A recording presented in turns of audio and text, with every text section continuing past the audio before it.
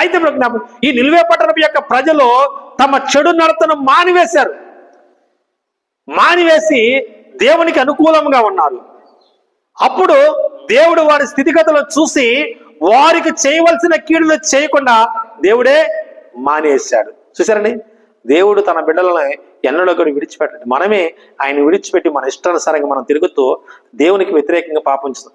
ఆ నినివే పట్టణం యొక్క ప్రజలు ఎంత పాపము చేసినా వారిని కరుణించాడు, ప్రేమించాడు. అందుకనే యోనాని పంపాడు.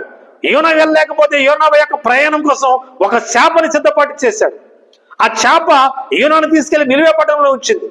ఆ నినివే పట్టణం యొక్క ప్రజలు యోనా మాట విని పశ్చాత్తాపడి ప్రాయశ్చిత్తం నొంది ఉపవాస దినములు చేసుకొని ఉపవాస దినాలు చేస్తారు. ప్రభు జ్ఞాపకం చేసుకుని ఈ నినివే పట్టణం యొక్క ప్రజలు ఏ రీతిగా ఉపవాసం ఉండి ప్రార్థన చేశారో ఈ లోకంలో మనము కూడా అట్టి ఉపవాసం ఉండి ప్రార్థన చేస్తూ మన పట్టణాన్ని, మన గ్రామాన్ని, మన కుటుంబాన్ని, మన సంఘమును మనము కాపాడుకోవాల్సిన అవసరం మనకెంతో ఈ రోజుల్లో మనకి అవసరం ఉంది.